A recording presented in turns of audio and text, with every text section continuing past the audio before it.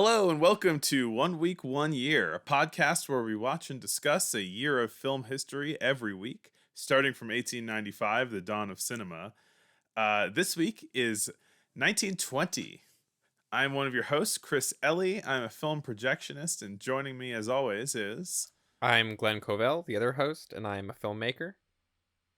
And this week on 1 Week, 1 Year, we are talking about the movie 1 Week by Buster Keaton.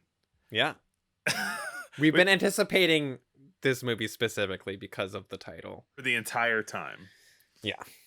But that's not how we start the podcast. We don't jump right in. We don't give you the content right away. First off, we gotta just bring us in, usher us in to another episode. So Glenn, how have things been going? What's going on? Pretty good. Not a lot is new, I guess, for me. I don't know. I'm working, writing some stuff, seeing some movies. Business as usual. Conducting business. There you go. I have also been conducting business. I am kind of settling in as a projection booth lead at the C Film Center in Denver, and but I also am a little zonked from doing 2 15-hour drives in the span of a weekend. That'll do it. That'll do it for me. But I'm here, and it's great to be getting our way into the 1920s. Yeah. I'm excited about that. Big decade for movies. Yes. A big, famous decade where many famous, big, silent films came out. We gotta talk about all of them. But before we do, we are gonna give ourselves a little context for the year 1920. I'm sure you've never heard of 1920 before, so we're going to tell you about the news of the year. So take it away, Glenn. The news of the year, 1920. The Treaty of Versailles takes effect, putting an official close to the Great War. But gay celebrations end quickly because 1 week later, Prohibition begins in the United States, ending the legal sale of alcohol. In the wake of the Versailles Treaty, tensions grow in Weimar Germany. Out of the paramilitary Freikorps is founded the Nazi Party. A tornado outbreak sweeps the Midwest. Over 37 tornadoes in one day. Pope Benedict XV officially adds Joan of Arc to the canon of Catholic saints. The Soviet Red Army's campaign of expansion includes invasions in Poland, Ukraine, and Georgia. No more shenanigans, says the U.S. Post Office. An official ban on sending children through the mail is enacted. Looks like little Billy will need a train ticket this time. The first official radio station enters the airwaves above Detroit, and Americans can now listen on their home Westinghouse radio sets, $10 apiece. The 19th Amendment is ratified, granting women the right to vote in their first U.S. election in 1920. Mahatma Gandhi begins his non-cooperation movement to begin Indian independence from the British Empire. America's sweetheart, Mary Pickford, and everybody's hero, Douglas Fairbanks, marry, becoming Hollywood's first super couple. Thank you, Glenn. And that is a small smattering of the things that happened in 1920. A lot of wars. A lot of yeah. We don't want to talk about all that. A lot of riots, a lot of wars, a lot of awful, terrible things. we when we write these, we give you a little taste of all of the horrific stuff that happens in a year, but we don't want to bum you out right at the beginning. There's of the so show. many. Maybe not the best time for the world, but pretty good year for movies. Yes. Maybe one of the best we've covered. I think so too. I was quite impressed by 1920. I mean, I guess we could talk about some broad stuff in a way, in that like I feel like I have... They're called women, Chris, okay? And they have the right to vote. I feel like I have noticed a kind of like formal leap in confidence and just like I don't know, like ability to hold your attention and be tight and be like visually interesting, uh, like already in the movies of 1920. I Hmm. mean, the years 1919 and 1920, there's nothing necessarily different about like one decade or another, but already it feels like we are looking at much more confident and modern filmmaking compared to the 1910s. Yeah, for sure. It does kind of feel like they've filmmakers in general have kind of started to figure out a lot of the bare bones basics that was still kind of being figured out in 1910s, and now they're moving on to more adventurous, exciting, like, yeah, the movies feel definitely more confident, or are starting to anyway. Well, we'll start talking about these movies, and why don't we begin with our first segment, 1 week, 1 reel, Which of or course is an ironic name because we now do the show every other week, and these movies are both 2 reels, so it should be called 2 weeks, 2 reels. too furious, uh, too Two too weeks, much. 2 reels, too furious. And I think I can't think of anything better to start off with than 1 week 1 week. by Buster Keaton. It's been It has. I mean, it's been more than that for us, but yeah, it's the titular film of our entire show. yes, we named our entire show after this one short that neither of us had seen. um, yeah, but it seems we were gonna watch this anyway because it's a notable short film from this year. But I think it's funny that it just happens to contain half of the title of this show. Yeah. This is a Buster Keaton joint. It's him striking out on his own after parting ways with Fatty Arbuckle. Yeah.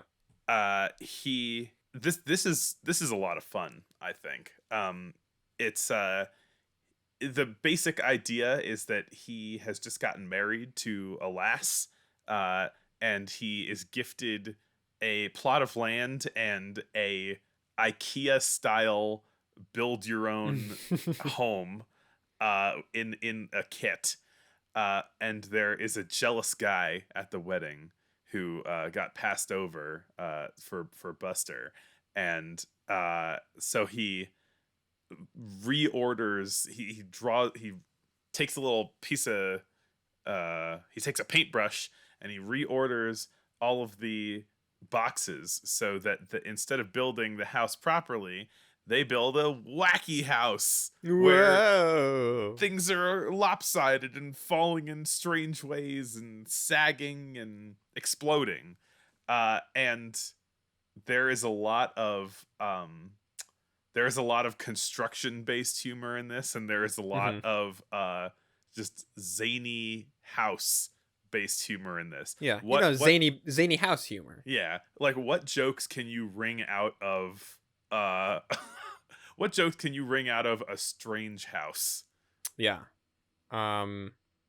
This movie takes place over 1 week, hence the title. Each day is kind of a separate scene, starting with like a close-up shot of a calendar showing the day. And yeah, it starts with the wedding, and then each day is sort of like building a different part of the house, or sort of a different kind of wacky set piece having to do with this zany house that is being built. Definitely some like classic Buster Keaton gags in this. This has not the first and not the only instance of, but maybe one of his most famous gags, which is the wall falling and him standing in the window, and so the wall like falls around him. Right. Though there is like the most iconic Buster Keaton shot of like a wall falling on him that's not from this movie. That's not from this movie. The sort of most famous version of that stunt is from a later movie. And also, I looked it up, and that same stunt is also in a Keaton Arbuckle short called Backstage. And that one, the wall falls around Roscoe Arbuckle, though, not Buster Keaton. It's a much smaller wall. I think the wall gets bigger each time. But like this gag is still used in things. Like, it's in one of the Jackass movies, it's in Arrested Development, it's in so many things. I mean, Like, it's explicitly as a Buster Keaton reference, I think. yeah, but I think it's funny that it's like it's too good not to just keep reusing. Right. Because it is funny, and it's also the sort of thing where it's like it's always kind of impressive just to look at because it's usually a real wall that is very big and heavy. Yeah, I mean, Buster Keaton and the other short we'll be talking about is a Harold Lloyd short, and these people are like proto Jackass, basically. Like Yeah. they would fit right in with Johnny Knoxville because they are just like trying to do like the craziest, most like daring, dumb stuff possible, just to get it on film. Um, and you know, some of the stuff in this movie, I think probably the most painful thing in this movie was a sort of proto Looney Tunes gag where he has a piece of wood that he is sawing, and he's hanging off the edge of the wood is like hanging like 4 feet off the edge of the side of the building, and so he's trying to saw the wood, but he's on the outside of the wood. Yeah. So when he finishes sawing it, he falls down, and it's just like a story, you know. But like he just allows himself to fall onto the ground as he as he saws the wood off, you know. Yeah. I think one of the gags in this he did actually like pretty significantly injure himself in. It's the one where he kind of there's a door on the second story of the house that just opens out into nothing, and he like runs through it and kind of falls to the ground but like through a kind of like soft, I don't know, like a tarp or something. And I'm not sure exactly what went wrong in that. I don't know. It seems like it went correctly in that he falls like, 12 feet or something like that, 15 feet to the ground. Um, but I read that he did actually injure himself doing that. There's another great gag toward the end of the movie using that door again, where there's a guy like running toward him, and so he opens the door and lets the guy Yeah. out, and then the guy runs out the door and then keeps his momentum as he just like flies like 15 feet like horizontally and then falls down vertically. So he just falls out, runs through the air, and then picks up and then continues running as he hits the ground. It's so good. Like the way that this short plays with physics. Yeah. There's so much like weight and like stretching and bending and spinning. There's a point where the entire house is getting hit by a windstorm basically, and it's spinning on its axis, Yeah. like on its center axis, like around in circles. So everybody inside the house is like flying to the edge, and Buster does this great thing of like trying to get to the front door, and he is like running up the porch, but the porch is like moving out from under him. It's like a really amazing rig that must have been like super expensive. So I understand like them, trying to get like wring every gag they could out of this thing, because like it's a really elaborate prop that they built, this house. Yeah, I mean it's a full-size house. I imagine it's probably empty for the exterior shots of it, but it's like they built this wacky house full size on like a spinning platform. So that's one thing that I think is really kind of fun and impressive about these early like slapstick comedies is that like there was when you see something weird happen, it's like no, they just did that. Yeah. Something that I was thinking about with this movie is that probably the idea for pulling a comedy short out of a house itself, out of a construction itself, is probably because they were building all of these sets for the sake of all of their movies, and the sets were just like functional, and then they probably had this thought of, why don't we make the set itself like the source of the comedy? Mm. Yeah. And so they do a lot with it. And like it's the kind of thing that, I don't know, I feel like it's the kind of thing that couldn't get made nowadays because like nobody has the money to spend on something so goofy. And like they wouldn't spend any money on something that goofy. And if they were going to spend money on something like that, they do it in a way that wasn't as like practical and like real Hmm. touchable slash expensive. So Yeah. yeah, I think it's a really remarkable short. Um, I did read that this is actually kind of a parody of a real, I think, Ford instructional film, like telling you how to build like prefabricated houses, Huh.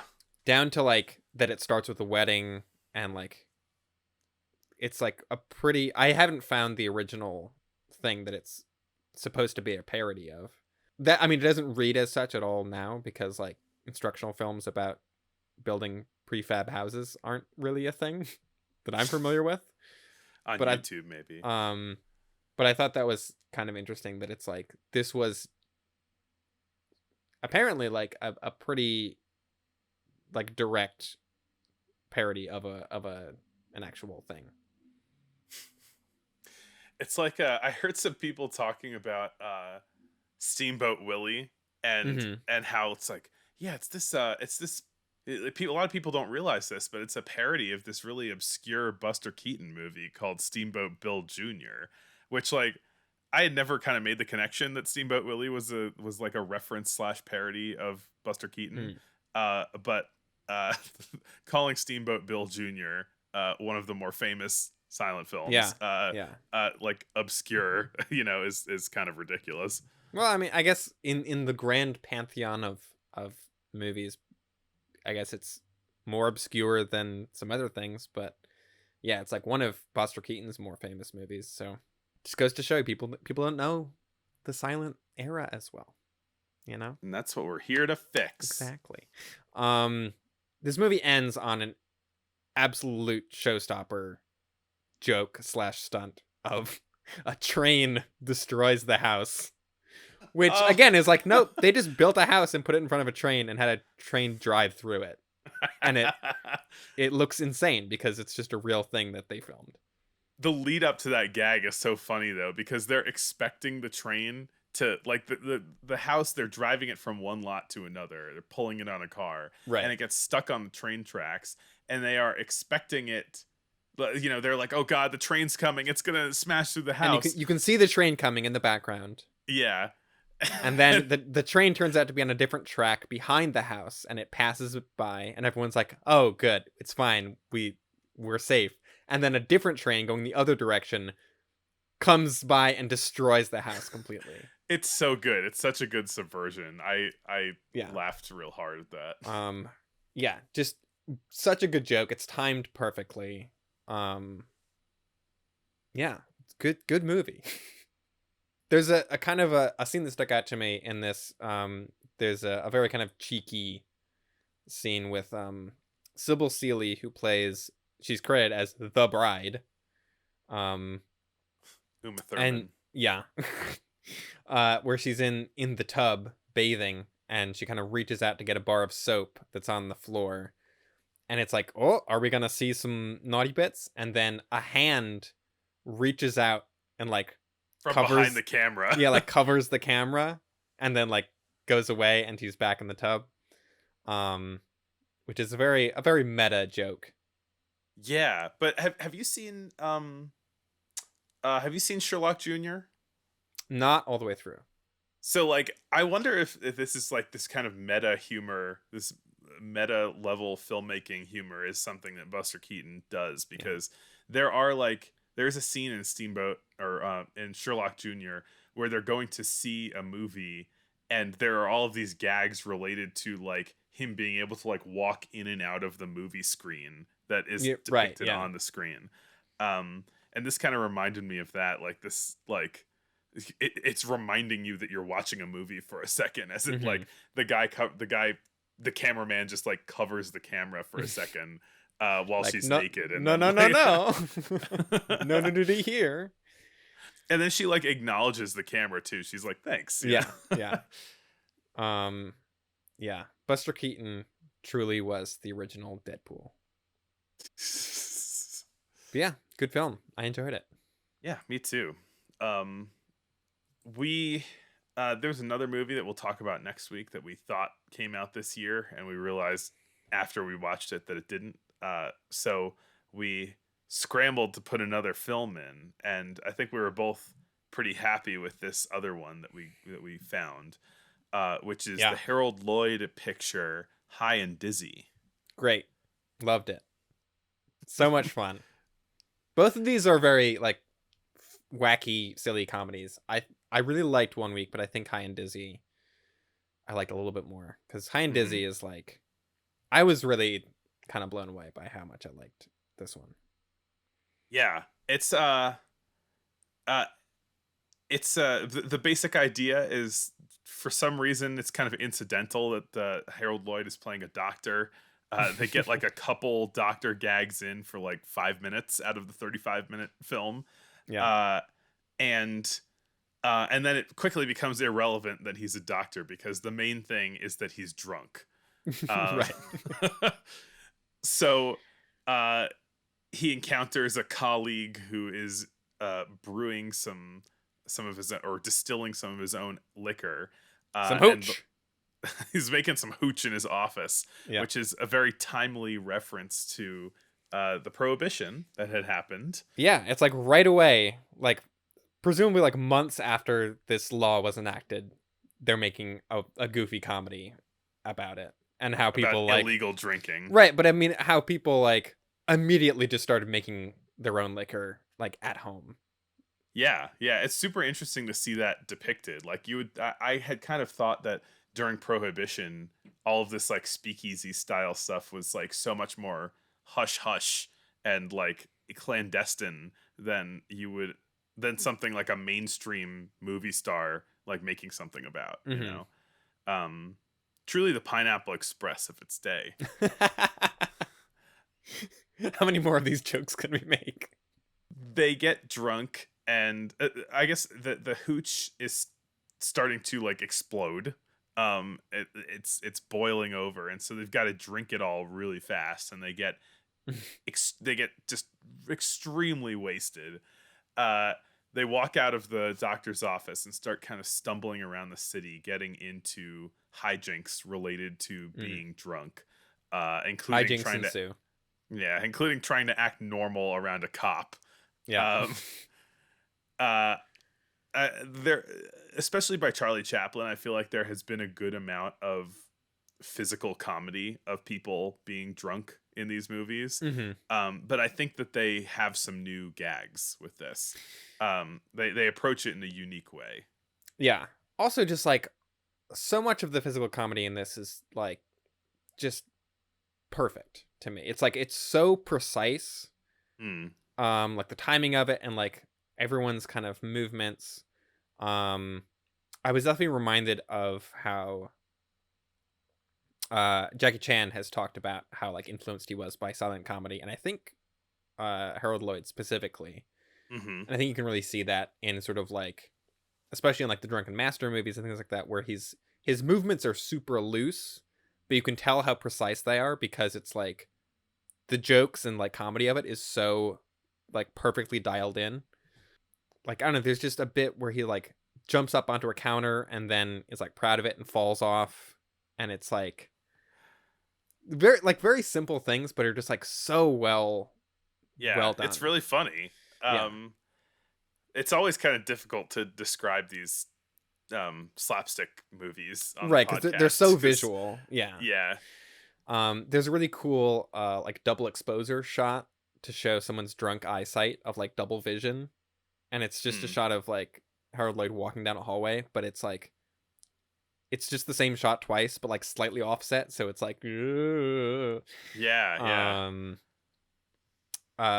So this sort of, I guess, like second half after he's kind of run afoul of the coppers and things, he runs into this this woman who is suffers from sleepwalking, or somnambulism, as some would say. Remember that word for later in the episode. As some nambulists would say. Yeah. And so there's the sort of like big climax of this movie is she's sleepwalking like around the outside of a building, like along this like small ledge.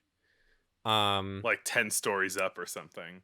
Yeah, and again, it's like for at least one. There's one wide shot where it's like she's definitely like up on a building, very high up, and then so he's super drunk and he goes out to like get her back in, and he doesn't, I guess, realize how high up he is, so he's like casually kind of like leaning off the edge and like his like drunk footsteps, he's like almost stepping off but not, and it's like it's so crazy to think. So I don't think he actually shot this 10 stories up. I think there is some visual trickery going on where they built a fake wall on top of a roof Mm-hmm. and then used an actual background of a street that was like very far down. And if you frame it just right, you can see like the wall and the windows and then the actual street in the background. And so it looks like they're way up high when there actually is probably a top of a roof or some kind of platform that if he did fall, he wouldn't actually fall 10 stories. But it feels like he would. Yes. And so I was legitimately on the edge of my seat watching this movie. It feels so actually dangerous what he's doing. But Yeah. very funny. Like I was like stressed but also laughing so much at the hijinks. Yeah. Like he does all of this stuff that, like, you know, when you really believe that he is standing so high in the air, which is a testament to the filmmaking. Mhm. And so you're like, oh my god, I can't believe he is doing this, because he's like, you know, leaning, he's stumbling around in such a chaotic way that you're like he looks out of control. He looks completely out of control, and like he's gonna just fall off at any second. And like you're gritting your teeth the entire time. Yeah. He, you know, as you were saying, he like his feet kind of go off the edge. He almost does like a Wile E. Coyote, like you know, like the gulf below him doesn't exist until he notices it, kind of thing. Right. Yeah. And yeah, that's like just an amazing, stunning scene. That I also was literally on the edge of my seat. I was like, my heart rate was elevated watching that scene. Yeah. So I don't know if that's how they did it with like building a set on the roof, but I do know that other later Harold Lloyd movies did that same kind of visual trick. So that's I assume how they shot this, because anything else would be actual insanity. But also, people were kind of actually insane making these movies back then, so who knows? A sort of fun behind the scenes aspect of this is, so at the end, Harold Lloyd his character is just the boy, and the sleepwalking woman is just the girl. And of course they get married at the end, but they did in real life too. So that's fun. Yeah. I don't know, just a lot of my notes are just like, good joke, great bit, tiny dog under a hat. I love that. That was cute. Yeah. I also appreciate how in both of these films, and this is along the lines of the kind of advancements in style that we've seen, Mm-hmm. that they are not sticking to that kind of like rigid two-reeler pattern of Mm-hmm. that was a thing before, which is like basically two one-reel shorts that have a little bit to Right. do with each other slammed together. Like these ones are actually like developing a sense of story more, and a sense like they're letting them breathe a little more, Mm-hmm. so that, you know, the Buster Keaton short, which is about half an hour, it's pretty much all one thing. Yeah. And it versus like early Buster Keaton Arbuckle shorts, where it's kind of like two 15-minute things. Right. It's like the first reel they're in the kitchen, and then the second reel they're in the dining room, or like, yeah, first reel they're Right. in like butcher shop, second reel they're in Coney Island. Like, Yeah, first reel he's on a boat, second reel he's in a restaurant. right. Yeah. And the High and Dizzy has like, it's kind of like a 5 minute slash 30 or 25-minute structure. Mm-hmm. So they're not like they feel less bound to the reels themselves Mm-hmm. than Yeah. than the older shorts did, and I think it's letting them feel more naturalistic as stories. Yeah.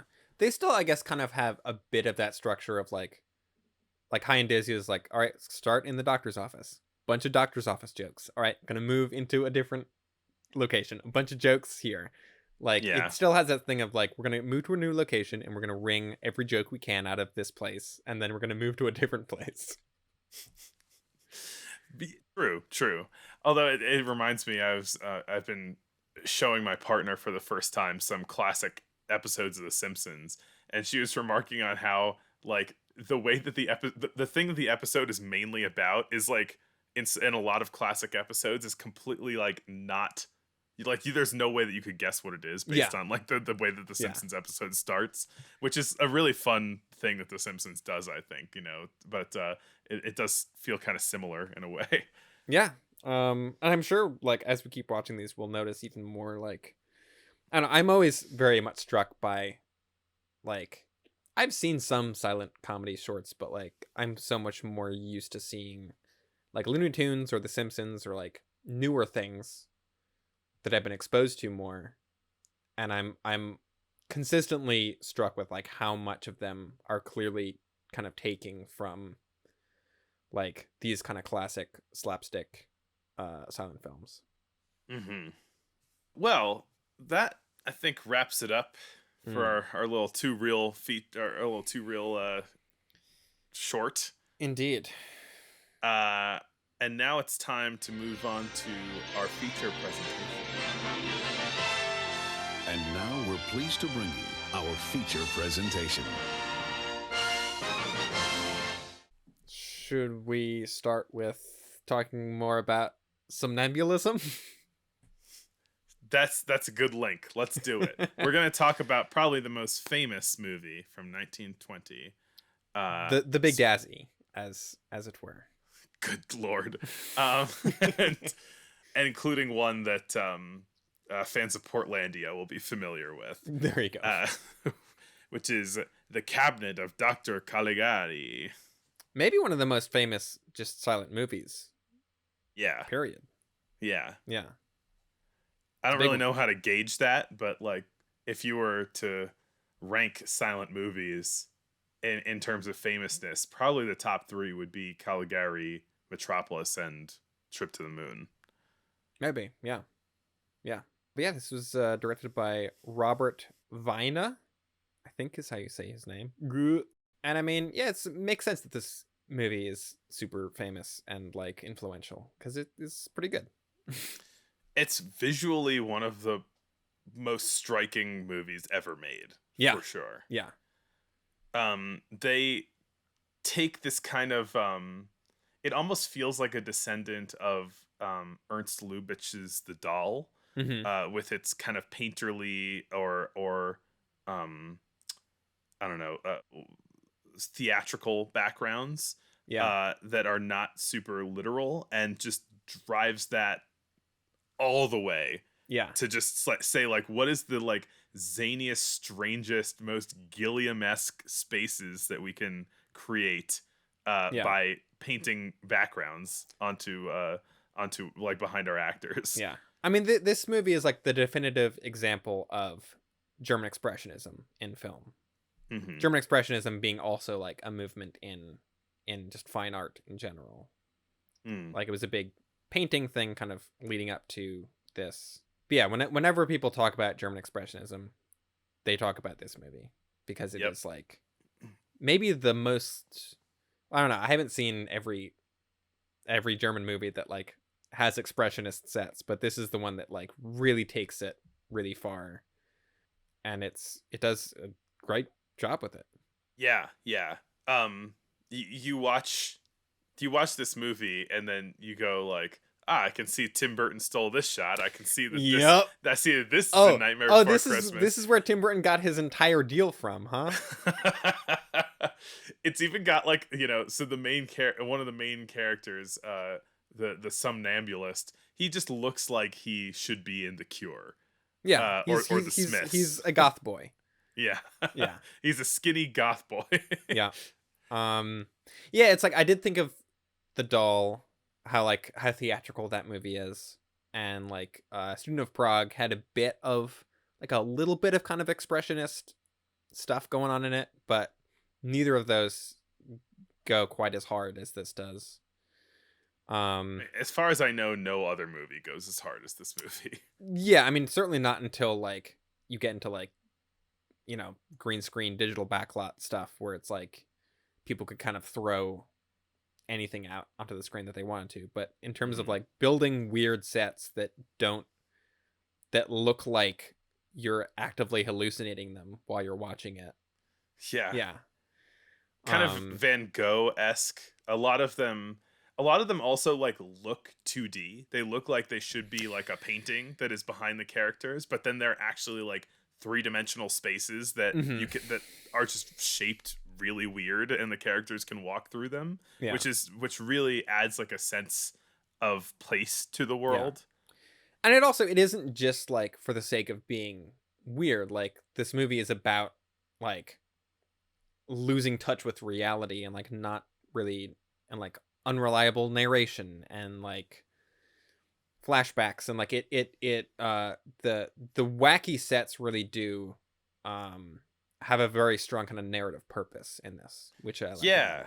Yeah, which, you know, it'd been a minute since I've seen this. I wonder if like we should start worrying about spoilers when we like now that we're talking about some of these movie more is movies. over 100 years old. If you haven't seen it by now, get with it. A lot of people haven't seen Caligari and they want to. All right, and so I will go say watch that, like, Caligari right now and then come back and listen to the rest of the episode, because we're going to talk about the twist at the end. Yeah, and consider this your warning for every episode which should be obvious by now, that we talk about all the plot details in everything that we do. I guess this is maybe the first thing we've watched that is like has a twist ending, like a pretty clear like thing where it's like, ooh, big twist. Yeah. And so the twist is, in a way, it is this kind of cliche, it was all in your head kind of thing, which is which, as you were saying, is emphasized and depicted in this really cool way by the backgrounds. You think the backgrounds are just an interesting stylistic touch, but they are depicting like the hallucinations, the delusions of somebody who is in an insane asylum. Although once we find out that he's been in an insane asylum this whole time, the sets don't change. We don't then move into like realistic looking sets. I guess you could say that it's like coming from his perspective in a way. Yeah. And there's even like, so this movie was written by two guys. It's written by Hans Janowitz and Karl Mayer. So they wrote this movie as a like direct response to World War One and like Germany's experience in World War One. So the kind of core, outside of the opening and closing sort of framing device scenes, this movie is about a sort of mad doctor, a mad psychiatrist who uses a sleepwalking man to commit murders. And sort of the big like metaphor of it is like an authority figure using the youth to like commit murders for their own ends. Basically, their perspective on World War One. And the sort of twist ending and the sort of narrative like framing device of like the main bulk of the movie being a flashback wasn't, or sort of maybe wasn't part of their original pitch for it. There's a lot of conflicting information about the making of this movie, and it was made a very long time ago, so it's like hard to kind of verify some things. But the idea that like, oh, the guy was crazy the whole time and Caligari is just a normal doctor kind of invalidates that like metaphor a bit. Yeah. So it's like that may or may not have been their idea. Like that might have been a thing that was added on to their initial script. Even though it's like one of the most kind of notable things about this movie is its like narrative structure, that it's like told as a flashback and like an unreliable flashback at that. Yeah, it's I mean,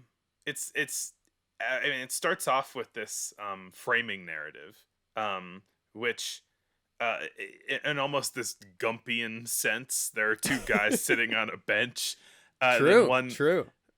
One yeah, is and like, then one, "Hey, see that girl? We're supposed to yeah, be married." yeah, like, yeah, there's your main someone who's like, okay, he looks like our main character. He's sitting on a bench next to the guy that kind of looks odd, but you don't really think about it. Hmm. And then there's a woman who walks by and looks just completely blank and distant. And then he goes, "You see that lady? That's my fiance. Let me tell you about how we met." Um, and and then it goes all the way inside of this thing. It's not presented in uh like as if there's narration over it. It just Hmm. says uh it just has this very short opening sequence that you forget about pretty quickly. Yeah. And then it becomes the bulk of the movie, which is this flashback, quote unquote. And then when it comes back out again, right? And all of these reveals start happening toward the end of the movie that uh that that bench is inside an insane asylum, and that all of these people are insane, is in some ways it's like one of those classic like cheap plot twists. But if you go back to the original scene, like everybody clearly looks insane, Right. Yeah. like at the beginning of it, and you just don't make anything of it. And then like, yeah, I think it justifies like some of the kind of cliche aspects of the twist, Hmm. because it does, it does like kind of really sell the fact that these people are all deranged. Also, who's to say that that twist was a cliche at this point? You know. Yeah, yeah. Um. Yeah. The kind of the bulk of the movie is our main character Francis and his friend Jack go to like a carnival where there's a sort of attraction being put up by Dr. Caligari, the world's most suspicious looking man. Um, and they go in and he's talking about how he has this somnambulist named Cesare, somnambulist meaning sleepwalker. Um, and so he's like, this man has slept his entire life, but we're gonna wake him up. Also, he can predict the future. Totally unrelated to the fact that he's a sleepwalker. He can also predict the future. That just happens when you sleep for too long. Yeah. So then he's like, all right, who wants to know their fortune? And Francis' friend Jack is like, tell me my future. And Cesare says, you will die by dawn tomorrow. Which is typical goth behavior, that you're just giving people like dark portents. And so Jack naturally is freaked out by this and is in fact murdered that night, which Francis finds very suspicious, rightfully, and vows to bring the killer to justice. And so the sort of main plot of the movie is this kind of like, not really murder mystery, because I think it's pretty obvious from the get-go who the murderer is and like what that whole situation is. Is that the way Columbo does it? Like, you know who the murderer is the whole time. I mean, that like fully is like the opening scene of Columbo is usually the murderer committing the murder. So like the audience is fully in on who done it the whole time. I've never watched Columbo, but like I feel like there are a lot of Columbo memes right now. Everybody's really into Columbo lately. It's a really good show. I've only seen a couple episodes of it, but it holds up. So then it's like Francis is going talking to cops and like trying to figure out who the murderer was. They capture a sort of copycat killer who was kind of using the other murders to like trying to do like a similar crime in order to get away with it. They go and investigate Dr. Caligari, the world's most suspicious man, and see that Cesare sleeps in a coffin again. Very goth behavior. And they kind of stake out like the room where he's staying at. But then Cesare still breaks into Jane being his fiance from the beginning, breaks into her room and kidnaps her, and then they're like, wait, how could he have gotten out? Yeah, like I've been watching him the whole time. Right, and it turns out that there was a dummy of him sleeping in the coffin, so that's how he was able to be in two places at once. Daring, it's a brilliant trick. Yeah. And so they chase Caligari back to the asylum where he works and find out that he's the director of the asylum. The lunatic is running the asylum. Whoa. And they read his diary and find out that he assumed the alias of Dr. Caligari after this other 18th century Italian doctor of the same name who also used a somnambulist to commit murders. And there's a pretty cool scene, like a flashback within a flashback scene where we see Caligari is sort of like going insane and seeing the words, "You must become Caligari," like appearing everywhere he looks. Which was, yeah, just a cool use of like text on screen that wasn't intertitles. Yeah, it's the kind of thing that would be this kind of like delusional voice narration, probably depicting voices in his head, right? But depicting it visually, and of course, like in the font was very Caligari styled. Yeah. Even in the intertitles themselves, they have this very kind of like Gothic German font use. So they throw Caligari in the asylum, and the kind of flashback narrative ends, and we find out that Francis is actually an inmate, and like all the other characters in the story are other inmates, like Cesare, Jane, everybody. And Caligari's so he's just there, like making up like fan fiction about all the people around him. And like Caligari's there, and he looks like a normal person. And then Francis tries to attack him and gets thrown into a straitjacket in the same cell that we see Caligari get thrown in earlier. And so it's like, twist, he was the crazy one. But then there is the kind of thing of like, the sets don't get normal at the end. Like there's still these sort of twisted, expressionistic sets. So it's like, it's not like we're fully coming out of the reality of like this nightmarish, reality that we're in. There was also, I watched like a sort of, I don't know, scholarly talk about this movie on YouTube by a film professor, Gilberto Perez, who points out that when Francis gets thrown in the cell at the end, there are some shapes on the wall that are like painted on the walls that when we see Caligari get thrown in the first time in the flashback, we see these shapes on the wall. And when Francis gets thrown in at the end, the shapes have been like scraped off. So it's like, like when are these things taking place? Like what's going on there? And like, maybe this is all reading way too much into it, but I do think that it's cool that this movie has that level of like ambiguity to it. Yeah.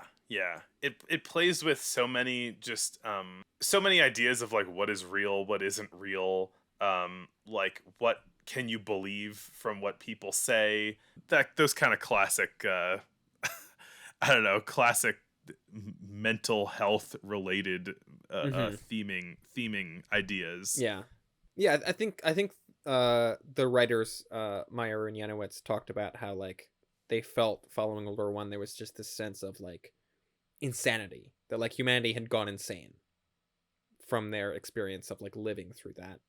And that's kind of what they wanted to, that's like why they wanted to make this movie, is just to be like, this was crazy. Everyone's gone mad. Why is everyone murdering each other? Which I do think it gets that across, even with its sort of like twist ending, which they seemingly like weren't really supportive of. I think it does have this overall sense of just like reality being kind of unmoored and kind of unsteady. the same director and set designer, and were the same writers involved? Um, Carl Meyer was also involved. They made a movie, another movie called Genuine in later in 1920, which is kind of like a follow up in a way to Caligari. It uses similar. Um, it's not. It's. I've looked at some clips from it. It's not like as wild as the sets are, but it Mm. does have like some more of that kind of expressionist strangeness to it. It's horror. It's horror adjacent.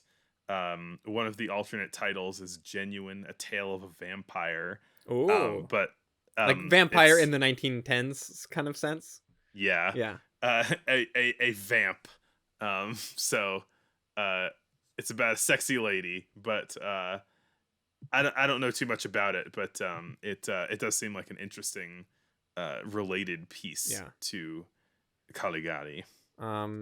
Yeah, I don't know, it's cool that this movie was part of like a greater arts movement, I think too. That like expressionist paintings were a thing, and so like this film uses a lot of like expressionist set design as like Hmm. part of as part of that. It's like part, I don't know, just the idea that it's not, German expressionism wasn't just a film style or film movement. It was like a big kind of arts movement in Germany. Mm-hmm. And yeah, this movie is definitely, we kind of touched on it before, but it's like you can definitely see the influence of it in a lot of things. Yeah, Tim Burton looked at this movie and he was like, "That please." Yes. This, I'm gonna make this movie my whole identity. Uh this is supposedly this is Nicolas Cage's favorite film, at least according to the fictionalized version of him in The Unbearable Weight of Massive Talent. He talks a lot about this being his favorite movie, which I imagine is true. Like, it makes sense that Nicolas Cage would love this movie. This is one of those movies that gets cited as like the first of many things. Like it's the first horror movie, like the first psychological horror movie, and I'm like, that's all horseshit. Like, there's been movies that were intended to be scary before this, you know? It's the first Caligari movie. Yeah, sure. But I mean, it does seem like the first of a lot of things. It does seem very revolutionary in many ways. But Mhm. yeah, the as usual, the way that people want to talk about this era of film is a little too perfect. It's a little too cute. It's a little too easy. Yeah, too kind of definitive. Like, things evolved more than they just kind of started out of thin air.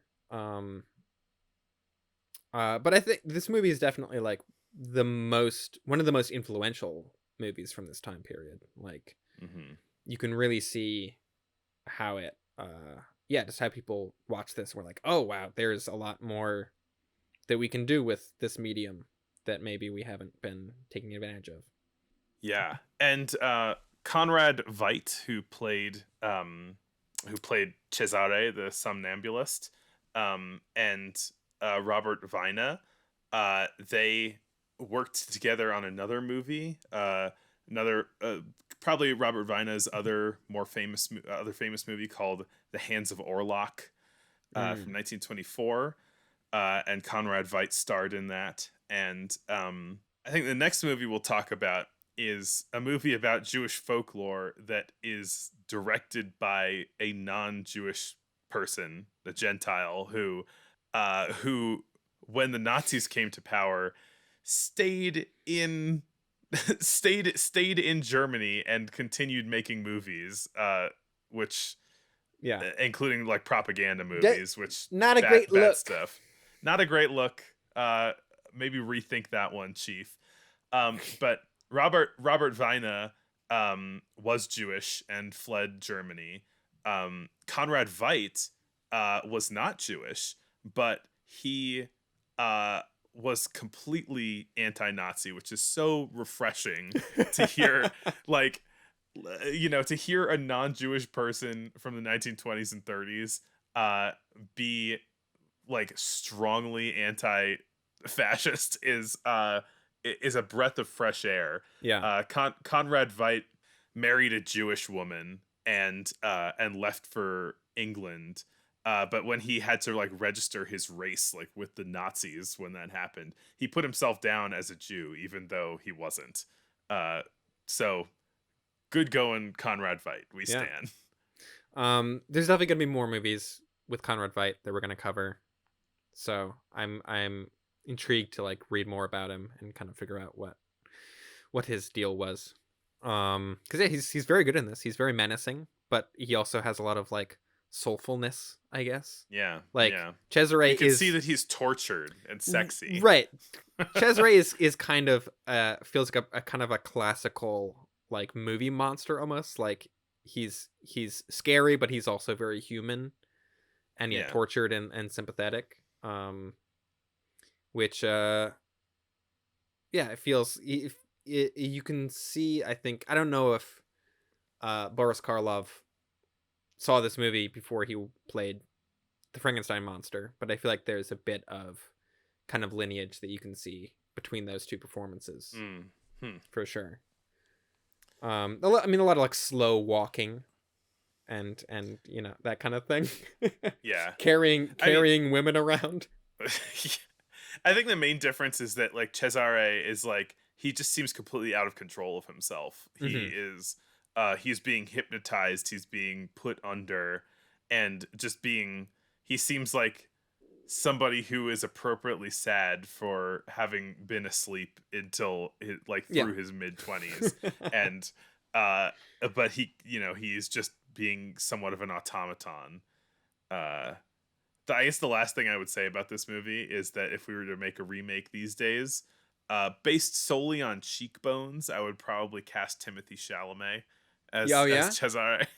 Yeah, I mean, good choice. Like, let's make it happen. let's get Chalamet on board and remake this movie. Tim, hit us up. Hit us up in the comments, Tim. But yeah, speaking of German Expressionist, this is probably like I would say this is maybe the second most famous German Expressionist movie, or up there at least. That came out in the same year. The Golem. Der Golem. Der Golem. Yeah, I had seen Dr. Caligari before. I had never seen this one. Same. Yeah. So yeah, and this one's directed by Paul Wegener, who we have dealt with before, but not in nearly a decade, I believe. Yeah, we watched The Student of Prague, which is a weirdly kind of similar movie to this in some ways. He was inspired to write this movie and the original version of this movie. This is kind of a remake of. He was inspired to make this movie while in Prague filming Student of Prague. There you go. And hearing local legends from the Jewish people around him about the golem kind of mythology. Student of Prague, is considered probably like a proto-German expressionist movie. Yeah. And Paul Wegener is a pretty central German expressionism in film figure, in no small part due to this movie and his performance in it. So yeah, this is expressionist royalty once again that we're touching on. I was very impressed by like the overall, I guess, like filmmaking of this movie, even though I think narratively Caligari's kind of got more going on. I would agree. And I think holds together a bit more. I mean, I think that this movie is kind of a more entertaining watch than Caligari. Caligari's like really cool, but it's a little slow. And this one, I feel like there's stuff happening all the time. It's got like, it's a lot plottier. Yeah. It's got a lot going on, and it's a good movie. Yeah. They're definitely not as, the sets are not as heightened or theatrical. They're a bit, but they are also like bigger and kind of like, they're more tactile, I guess, in the sense that it's like they built a town for this movie. So right. It feels like kind of a bigger budget, like kind of thing. I don't know if it actually was or not, but I mean, they built the town. So, and some of the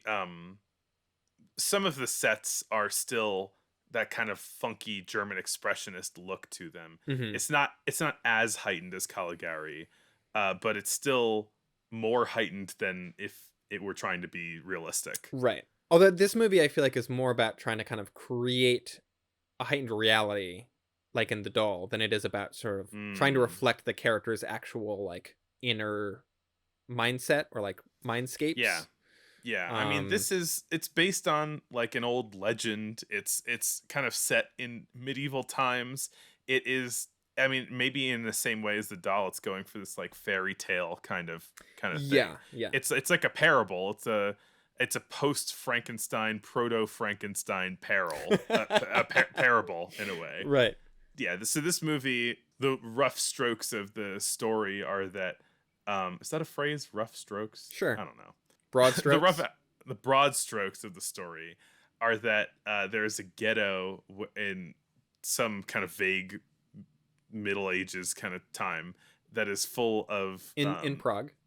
in Prague Yeah. that is full of Jewish people. They're all kind of living their life happy enough in their isolated community, but then the kind of royalty decides that the Jewish people in the community can't be trusted, and so they are to leave the ghetto and they're lose their homes and everything like that. And so one of the head rabbis is trying to kind of like a multi-pronged sort of defense for their community. One being kind of making a personal appeal to the king to like kind of let them be, and that they're not trying to harm anybody. And the other one being, all right, but like we might need to harm people, so let's create a monster to defend us. Let's create a giant man out of clay. Golem, golem, golem. I made him out of clay, etc. Yeah. So this is a movie that is, I mean, weird for somebody who eventually, I don't know if he was explicitly a Nazi, but he kind of continued working as the Right. Nazis were in power. He was not one of the German filmmakers who fled Germany when Nazis came to power. He instead decided to stay there and make propaganda films under the Nazi regime, which is Continue to be an actor. Yeah. not a great look. Did somewhat I think color my reaction to this movie, knowing that. I didn't know it until the movie was over, and like I would have assumed that it was made by a Jew before knowing that. Right. Well, because I wanted to know going in, like, was Paul Wegener Jewish? And so finding that out, I was like, well, so it made me wonder, like, how anti-Semitic is this movie? And I don't really have a good answer for that, because there's parts of it that, looking at it through that lens, I can definitely see as being sort of reliant on like very old-fashioned, probably pretty anti-Semitic like stereotypes or like character tropes and that kind of thing. There's like this weird scene at the end where the golem finds a bunch of like very Aryan looking children, and that kind of like stops his violent rampage. I think it's mostly that they're cute kids, not necessarily that they're Aryan. True, but it's like they're all these like little blonde children in like pigtails. Yeah. I don't know. So yeah, I don't know. As a Gentile myself, I don't have a good read on that, because the movie is also, I don't think this movie is intentionally anti-Semitic. I guess it's like, No, I mean, honestly, I feel like this movie is pretty sympathetic to like historical Jewish persecution. yeah, It's like depicting these, pretty innocent, harmless people in this Jewish community, save the fact that they're, creating a monster, who, are facing persecution for no reason from people who Yeah. don't trust them. And all they're trying to do is defend themselves. And it also like evinces a lot of research into just like Jewish folklore and like Talmudic stuff. Mhm. Like as far as like there is a decent, you can tell that there's like a decent amount of like research into the literature in this movie. Yeah, for sure. There's a lot of like- there is a lot of lore and a lot of like mythology that this movie gets into that I tried to read up on as best I could. There's a lot of it. So Yeah, I mean, so one of the rabbis who decides to construct and animate a golem, uh, he reads from a kind of necronomica, like a necromancer's type book. I don't know. It's involving a lot of like Jewish mysticism and some kind of kabbalistic stuff, I believe. But in particular, he summons a demon called Astaroth, who grants him this, and of course, as a demon who he's making a pact with, there's like a catch, Of course. which is the kind of Yeah. crux of the finale of this movie. Yeah. But he does this really, I think there's this really cool scene where he is summoning Astaroth. It reminded Incredible me of scene. like Méliès in a lot of ways. Yeah. Um, But like technically, I think a lot more advanced than yeah. a lot of the Méliès stuff. Yeah. Yeah, like he like draws like a circle of fire around himself, and then like a face kind of comes out of the smoke, and then like words come out of the face's mouth and says like, this is the, like, basically like, this is the incantation that you need to do Yeah. to animate this golem. And it's this like freaky demon face. It's great. I mean, it's been a minute. I feel like films have been going for such a like a realism in the last decade, and like I've missed this kind of like fun like wizards conjuring demons stuff that we used to get a lot of the time. Yeah. And maybe we've just been focusing on kind of more realism focused movies lately. But yeah, it did also remind me of like the fun of Méliès stuff. Astaroth. I don't know. I did a lot of research into Astaroth for some reason, but just because like there's a lot of mythology and lore around Astaroth as like a demon. Yeah. Astaroth was in the way of a lot of commonly understood demon names. It came from religious like holy figures from competing religions. Of course. So such as like Baal being the root of Beelzebub, and Astaroth is a derivation of the Phoenician goddess Astarte, which you may know more familiarly in its Babylonian form of Ishtar. Astaroth appears in a version of Faust, and is also the antagonist of a movie that I only found out existed, that came out last year, that I only found out existed now, which is R.I.P.D. 2, which is a Netflix a Netflix original sequel to Holy shit. Rest in Peace Department. Wow. So Astaroth shown up in classical 1920s film The Golem, also Yep. R.I.P.D. 2. So in his book it says, he who possesses the key of Solomon can get the life-giving word from Astaroth when the celestial bodies are in place. And it's a really fun scene. It's all this occult stuff is a lot of fun. And I mean, again, like, you could interpret this stuff in various ways depending on how, like, whether you think this is an anti-Semitic work, like, you know, these, as if they are, I don't know, doing like summoning some kind of evil thing or doing something bad or whatever. But really, it's like, I don't know, it's just cool. Yeah, for sure. It's cool, and the only reason the golem really goes bad is because of kind of petty jealousy involved in a love triangle. Yeah, the golem is also played by the director Paul Wegener, in sort of like big platform shoes and a bunch of makeup and like a wacky wig thing. And speaking of Frankenstein influences, this performance feels especially Frankenstein-y in terms of his movement and sort of I mean, it's like a constructed human being that is walking around and like doing stuff, causing chaos and such. I mean, at first it's like the golem is just kind of performing helpful tasks for the rabbi, carrying groceries, that sort of thing. Yeah, as like a test, I guess, but it's very funny to like do necromancy to get someone to do your shopping Right. for you. There's a sort of rule where there's a kind of amulet on the golem's chest that if you remove it, he, turns back to a lifeless clay statue.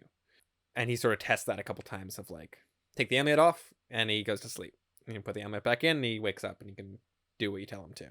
And so Rabbi Lowe takes the golem with him to sort of appeal to the king or the emperor, to be like, hey, can you maybe not banish our entire village?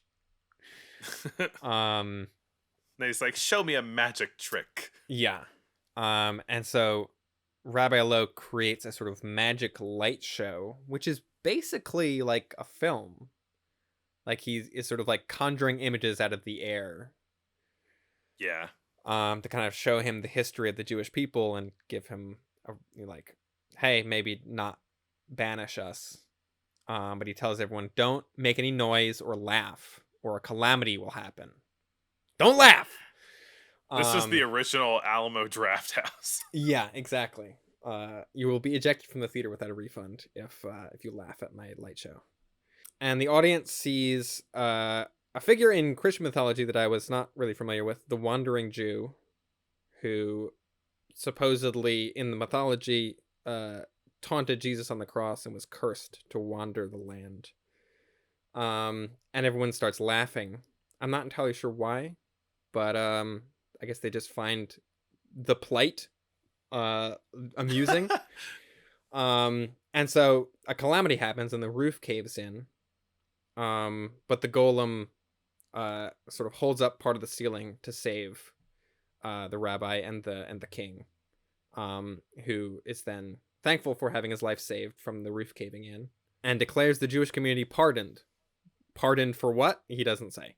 And so they go back to their village, but the golem is sort of starting to be is not following his commands entirely anymore. And so he removes the medallion and finds out that after the planets shift, after they're not in alignment anymore, Astaroth will take control of the golem and make him do bad things. So he's realizing that the planets are no longer aligned, and he can't be using the golem to do stuff because Astaroth is going to control the golem. So he's about to destroy the golem, but he gets called away to celebrate at the temple for not being banished. And so his creepy assistant, because there's always a creepy assistant in these movies, wakes the golem back up because the rabbi's daughter is sleeping with like the messenger from the king. Squire Florian with his big a foppish goy. Yes, with a big feather in his hat. So he's jealous, and so he wakes the golem back up to sort of break the door down and chase the messenger off, which he does. And the golem chases the messenger up onto the roof, and he jumps off and dies. The foppish messenger, not the golem. And then he grabs the daughter by the braids of her hair, which is a particularly kind of unsettling image, and drags her through the streets, which is like it's not, it's Frankenstein. It's very Frankenstein, but it's like more upsetting than I'm used to seeing from like an old movie. Like in like classic James Whale Frankenstein, he's like holding the woman like like a block of wood or whatever. In this, the golem's just dragging a woman by her hair like through the street, and it's really like, it's just upsetting to look at. The movie gets gruesome. I mean, the whole scene of like the squire jumping off and then just like, his mangled body on the ground. It's really well shot. It's really just like the way the set is built and the way that it's sort of covered. And we've shot films where bodies fly off of this roofs. Is true. Yeah, they did a good job. We shoot all the ones where the bodies flop out. And so the golem eventually just kind of drops. Miriam is the name of the daughter. and kind of breaks down the front gate of the ghetto and sees a bunch of children playing. And most of them are kind of scared and run off, but one of them, and a particularly innocent looking one, approaches him, and they kind of stare at each other. And he kind of picks her up, just I guess sort of awestruck at the innocence, and she reaches out and plucks the medallion from his chest, and he, loses his sense of self. I thought in this moment he was gonna topple over and fall on top of the kid and kill her, but that doesn't happen. And then He everyone does look pretty heavy. and then everyone, rejoices and celebrates that the golem's rampage is staved. And that's the movie. Yeah. Super good. I liked it a lot. There's the to sort of like bring back to its sort of place in German Expressionism. The sets in this movie are also like very different from Caligari, but super impressive to look at. A lot of the interiors, like the rooms, are designed to look like internal organs, which is pretty cool. Like they're these kind of weird shapes, which I didn't pick up on until I watched part of this movie with the DVD commentary, which is I wish I watched the whole thing because there's lots of good information in there about it. The idea that this movie is made in 1920s Germany and is about this sort of like omen foretelling calamity for the Jewish people is kind of spooky, I guess. Yeah. Paul Wegener apparently also fought in World War I and was like covered in clay, and that might have influenced part of him making this movie, that like he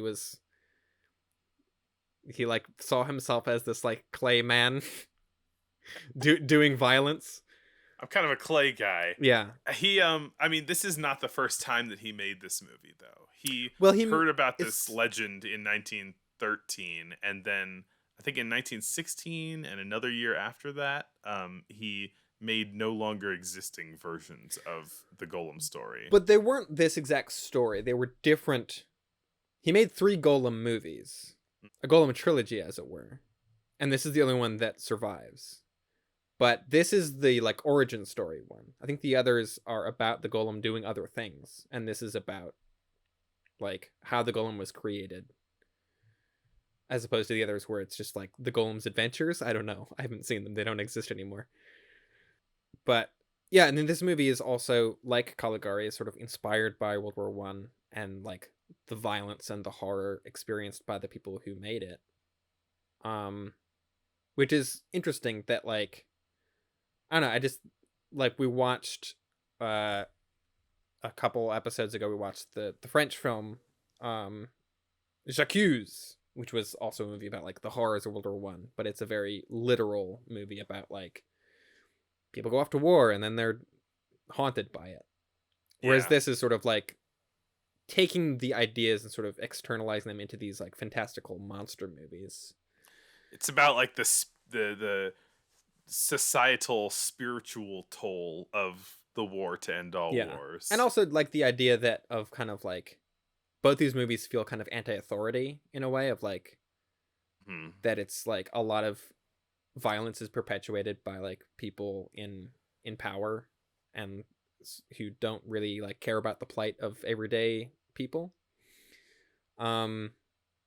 Which is, I don't know, it's interesting how similar these two movies are. Like they're part of the same overall movement, and like they have a lot of big differences to them. Like the filmmaking style is pretty different, but they have a lot of like thematic connection, I guess. Yep. Yeah, good movie. Another movie that is quite anti-authoritarian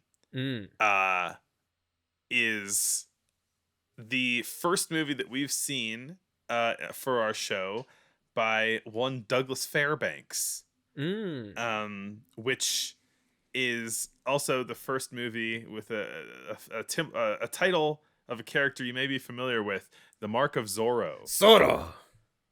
Zorro. The first Zorro film. That, yes. I mean, that is a definitive first, right? There are no Zorro films before Yes. this one.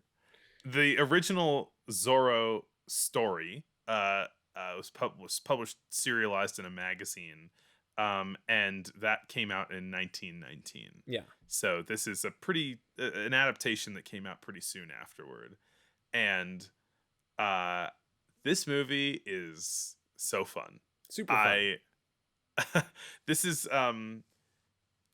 feels like the prototype of every kind of like wisecracking superhero in a way.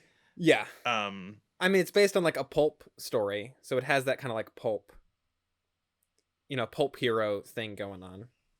yeah. And yeah, Zorro has like a secret identity. He has like a cave underneath his mansion. We can get into Batman is basically Zorro. Like, Basically white Zorro. I mean, to the point where in Batman comics they acknowledge that, and it's like this movie, The Mark of Zorro in 1920, is the movie that Bruce Wayne sees with his parents the night they were murdered. Like, I believe it's supposed to be the 1940 remake of Mark of Zorro. The Batman origin comic was released before that movie was. So I think it's supposed to be this one. I think it also changes depending on like when the comics come out, right? So like in like Frank Miller comics, it's a newer Zorro movie. Like so it's Mask of Zorro and the I don't think it ever has Batfleck. been, but like it should be, right? If like in like I don't know, Robert Pattinson Batman saw the Mask of Zorro when it came out, and that's the night his parents were killed. But yeah, like this movie is very people have made no secret about how this movie influenced Batman. This movie starts off, I mean, in line with our segue here. This movie starts off with a title card just talking about the nature of oppression. Mm-hmm. And how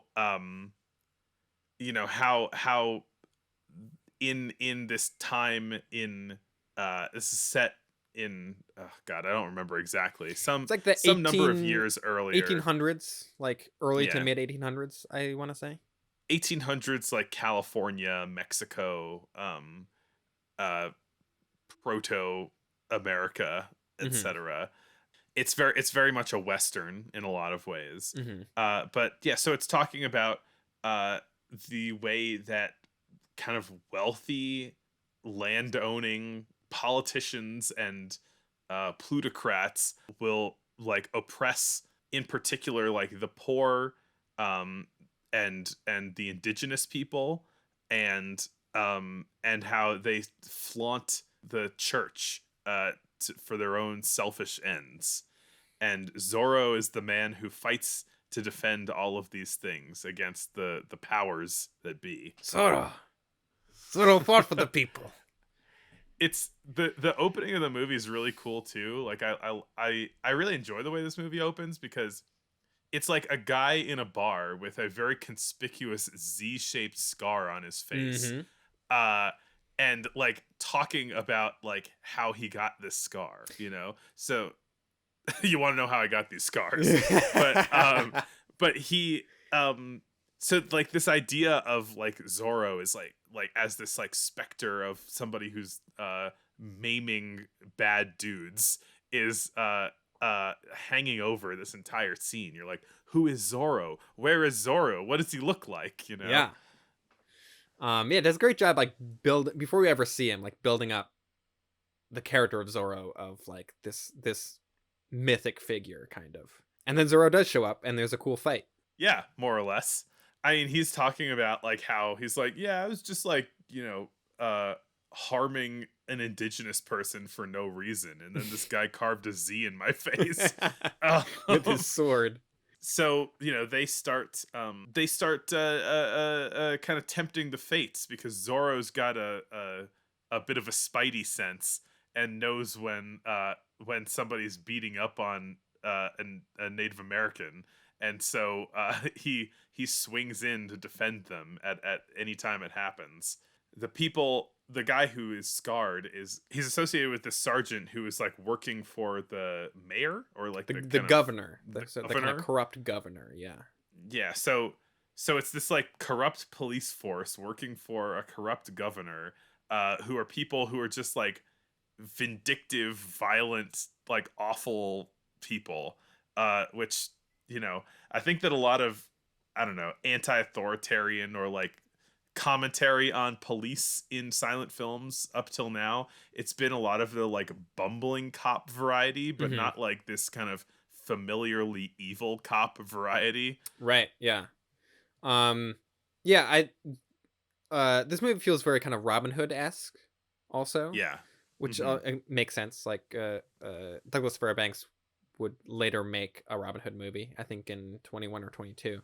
Yeah, it goes very hard on the sort of anti-authoritarian like streak. It's like no. Like this movie is about someone like defending the poor and from the sort of corrupt establishment, which is great.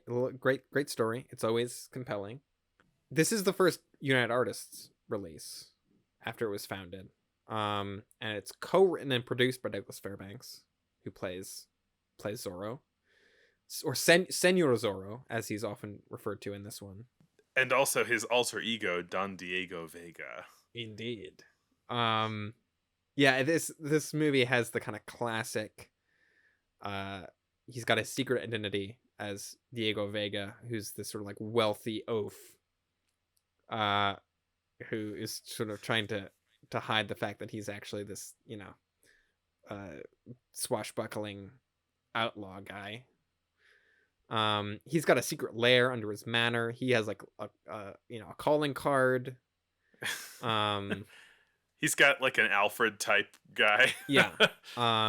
He's got a dad who's like telling, "Oh, you'll never amount to anything. You're just a layabout. You're just lying around the house." And he's like, you don't know." The way that I mean, honestly, the way that Fairbanks plays both Zorro and Vega are so great. Like Zorro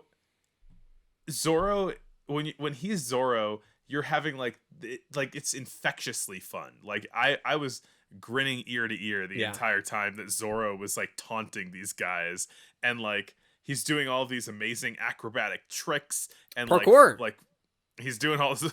He straight up does parkour in this movie. Like parkour moves of I forget what it's called when you like leap over a thing and like you push off with your hands. Oh, true. Yeah. He's like climbing up the sides of buildings. He's swinging off of ropes. And again, because it's an old silent movie, like there were no tricks involved really. Like Douglas Fairbanks could just do all this stuff. Yeah, and he and yeah, his energy when he is Zorro is just so great. Like he is you hate these guys that he's messing with so much, and it feels so satisfying for him to kind of make them look like fools. But then like on the other side of the coin, like when he is playing his Bruce Wayne type character, he just overdoes this kind of like absurd laziness and like he plays him like so dumb and so And like cowardly too. And cowardly, yeah. And I he's like yawning all the time. He made me think of Prince Valium from Spaceballs. And like yeah, regardless, he like steals the scene, I think. He's great. Super charismatic in this movie. I do love how Zorro doesn't just like fight the villains. He like makes fun of them and like goes out of his way to like be a scamp. Yeah. Like there's a bit where he's getting chased and like he like runs around a thing, so he's like behind them and is like poking him in the back with the sword. And yeah, it's like even during like fight scenes or like stunts and things like that, he's finding ways to like inject personality into it, which is super fun to watch. There's a plot in this movie of Don Diego's dad kind of saying that he needs to get married because he is too much of a rich boy who does nothing and needs to become a productive member of society or whatever. But He doesn't want to get married because he wants to spend all of his free time being Zorro. I must be Zorro. So he does. There's this great scene where he is just doing the best that he can to be like extremely like lame, like Yeah. when he's meeting when he's meeting the lady. He like starts doing shadow puppets and starts taking like a napkin and like doing like little magic tricks and stuff. And it's very funny that it's it's the same kind of way that we would depict somebody being kind of awkward and lame now. Yeah. Magic tricks. Yeah. But like not really good magic tricks either. Yeah. And there's a point where she says, "He isn't a man, he's a fish." He's like set up kind of with the daughter of this other wealthy landowning family named Lolita Polito. The name Lolita, I feel like, kind of got ruined by Vladimir Nabokov with the book Lolita. So it's like whenever I see that name pop up in something now, I'm like, ooh, yikes. But back in 1920, it was just a normal name. Yeah, Douglas Fairbanks before this, I think, had done mostly like comedies and like costume drama type of things. This is his first this is the movie that made him like an action star. Right. Which and is he's so good at I mean as an action he's star. very good. I'm excited to watch like Thief of Baghdad and Robin Hood and more movies like this that he did afterwards. You mentioned the sort of Alfred-esque character, whose name is Bernardo, who is, I think, referenced in the 1998 movie The Mask of Zorro, which is about the same character. Anthony Hopkins plays old Diego Vega in that movie. And he at one point he's in disguise as a servant, and he uses the name Bernardo as like part of his disguise. And I was like, I see. Wow, I didn't realize. Yeah, I guess Mask of Zorro is kind of Batman Beyond of Zorro. No, it absolutely is. I believe before Batman Beyond was even a thing. I'm not sure when that show started. I think it was around the same time. But yeah, it's that movie, like this one. I think Zorro stuff in general feels very like it's establishing a lot of like superhero ideas and tropes before they really caught on in sort of more mainstream stuff. For sure. Like the secret identity stuff, especially in this movie, is like so classic superhero. Yeah. And the sort of him like acting totally different and like trying to hide the fact that he's this like capable fighter too, where it's like he's like there's a bit late in this movie, spoilers, blah, blah, blah, where he has to fight someone as Don Diego, and everyone's like, oh, he can sword fight? Like, when did this happen? And that I was kind of surprised at that too. Like, this movie doesn't, like, at the end of this movie, everyone finds out that he's Zorro, and it's like they like, you know, put the governor in his place, and it's like, oh, okay, like the story's done. There's no like idea that Zorro will have further adventures after this. It's like, no, his secret identity is blown. He did what he accomplished to do. Like, this is the whole thing, which I did find kind of refreshing, I guess, in that this movie is not very sequel baity. Mm-hmm.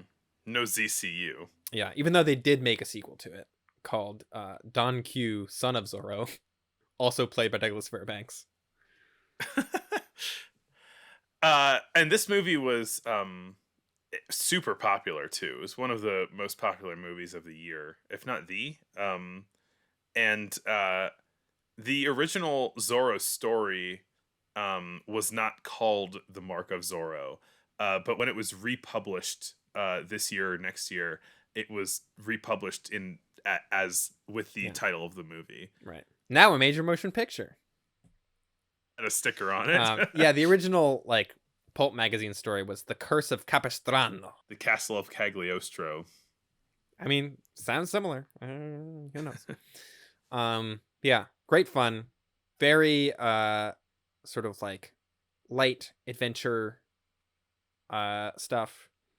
A different American movie that is not a light adventure movie, but I think is kind of about some of the same themes, is the oldest surviving film by Oscar Micheaux, Within Our Gates. Yes. Not his first movie. That came out in 1919, but is lost, unfortunately.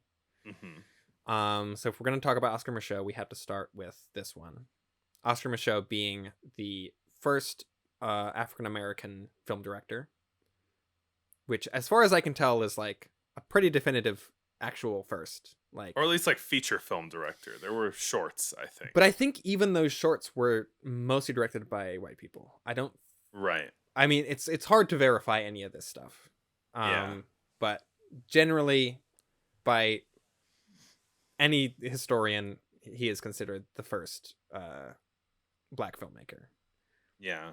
And this is like a true, I don't know, the term was used at the time called race picture, which I think is what they just used to say any movie with black people in it. But there were movies that were being made, as early as 1913, 1914, something like that, that were for segregated black audiences in black theaters, and as you were implying, mostly, or not feature films, but they were mostly directed by white people, engaging in a lot of stereotypes. Yeah. They were not really being directed from a perspective, like a knowing perspective of someone of lived experience. Yeah. Really.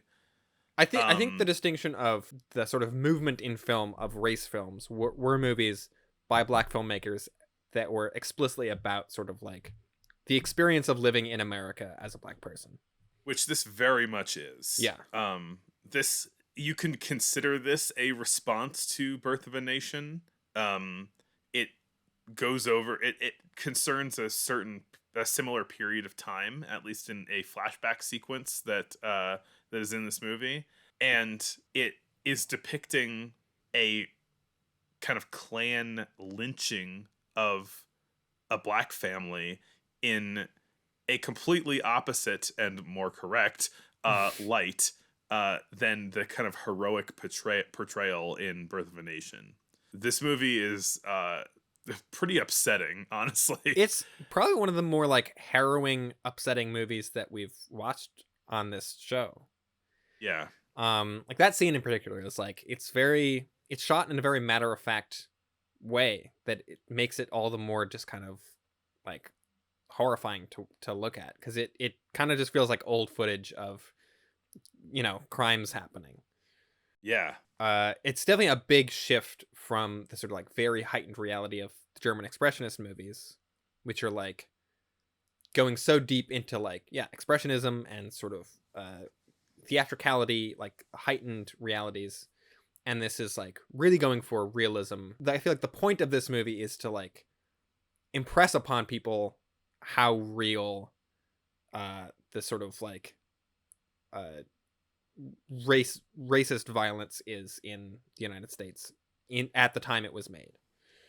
Racist violence, and also just the ways that life is made harder for black people through general racist state sentiment. Yeah, this movie has a lot on its mind. Like, it covers a lot of topics. I think, like, I mean, it's definitely very much about like violence, but it is also about like education and religion and capitalism and like women's suffrage and like voter suppression and like all these kind of institutionalized things also. It's a big movie. Like, it gets into a lot of different topics sort of through the sort of like central narrative. It sort of touches on all these different things. In many ways, it's also like a really angry movie, It's, for sure. It's a movie that doesn't have a lot of confidence in the goodness of white people, even like non-Klan members. There are all sorts of people who have these kind of institutional reasons to, keep Negroes in their place. It's it's like really cynical, honestly, which, like, of course is coming from a good, an accurate place. I mean, it's cynical up until the very end when it sort of tries to put like a hopeful note on it, which to me felt kind of out of place. Yeah, no, that rings so false to me. Right after this entire movie, we've just seen both like very small instances of just like oppression happening to like full on murder, and then it sort of tries to kind of tie it all up in the end and be like, yeah, but like be positive. We live in America, right? Yeah. It's the greatest country on earth, and it's right?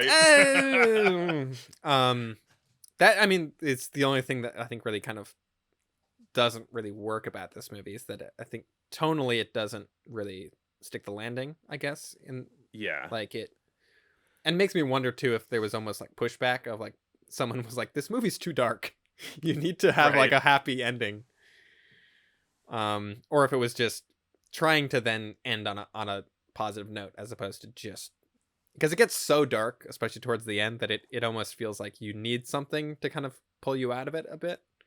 Right. Yeah. The basic plot is the main character is this woman Sylvia who is in the north, and it opens with some kind of classic silent movie love triangle hijinks Right. of that you can't have a silent movie without a love triangle. There's a character called the Leech who is like a sort of involved with organized crime and gambling.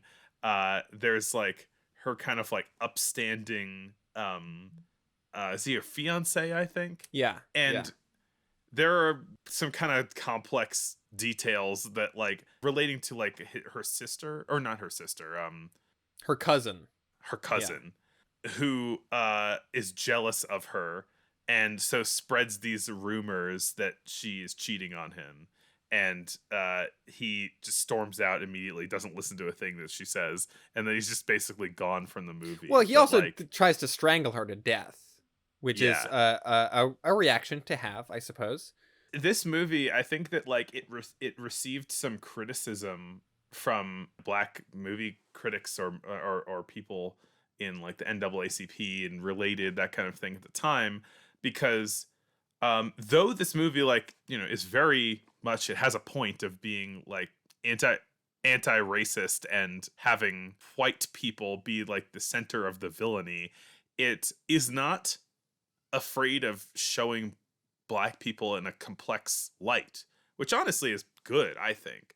Like there are good black characters and there are bad black characters because they are a spectrum of people. And so it like in this movie there are depicted a few like black scumbags, you know. And people were critical of this because like it's like, we already have enough trouble, like why are you portraying scumbags that are black on film, you know? Right, but it is almost, I feel like all the scumbags in this movie are almost like people who are kind of working against their own self-interest in a way, or at least working against the self-interest of like the black community at large. Like there's like the preacher who's basically just trying to like get people to like conform in order because he's getting paid to do so. It's basically, yeah, like an Uncle Tom character By wealthy white people. There's the like landlord's assistant who convinces a lynch mob to hunt down Sylvia and her family. Yeah. And so I feel like all the black characters in this movie who are sort of portrayed as villainous or scumbaggy are sort of representative of like a specific type of kind of like almost betrayal.